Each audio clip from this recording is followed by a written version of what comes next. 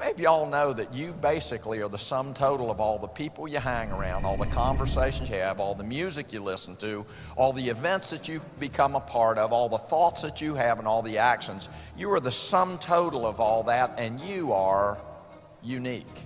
So why not you, why not now? As a labor of love, and actually it is for you. It is all about you. How do you tell your story when you're wanting to tell all of y'all's story?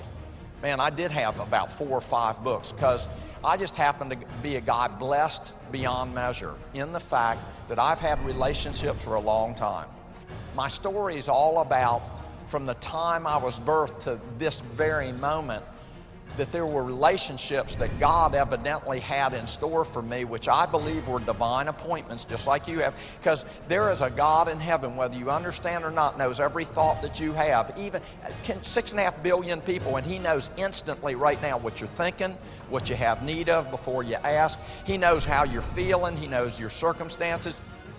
The pioneers are the one that people are looking for right now. We're looking for not just heroes or dead people, man. We're looking for mentors and teachers and people who are willing to stand up and be convicted for what they believe in and learn to be able to articulately tell people that so that people can follow. Everybody's got a following, and by the way, every one of you have a responsibility, but God's got a certain order to do that. You got to be faithful with one before, He's going to give you a couple. This book is full of Brigisms. I'd rather be the captain of a rowboat than the second mate of a battleship. Do the best you can with what you have right now and quit complaining about what you don't have. Brigism, broke people sound intelligent. Hey, I don't judge people. I judge a tree by the fruit that it bears. I look at fruit. Man, if they hadn't produced anything, what the heck are you telling me about?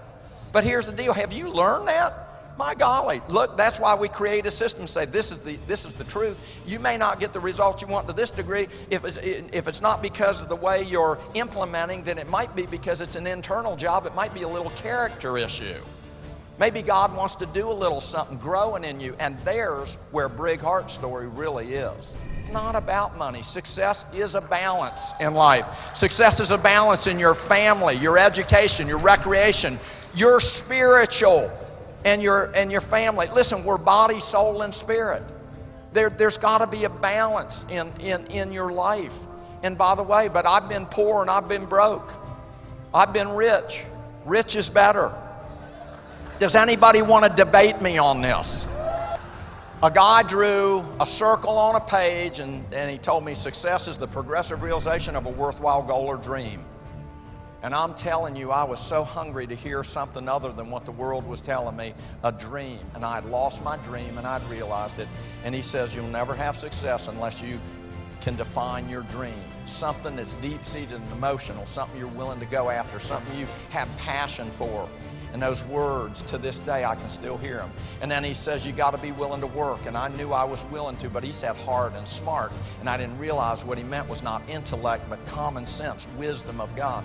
And then he said, PMA, positive mental attitude. Here is where this industry way overdoes it. They think it's just attitude. I can.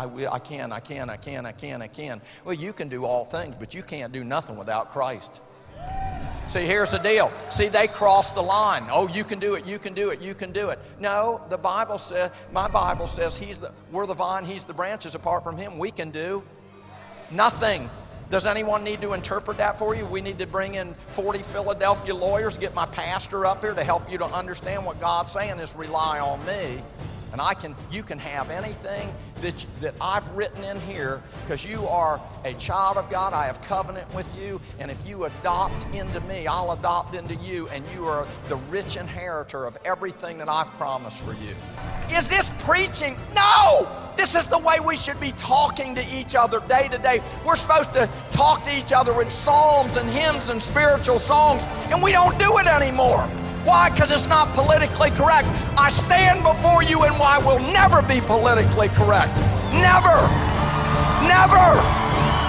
Not gonna do it. I want people's lives changed.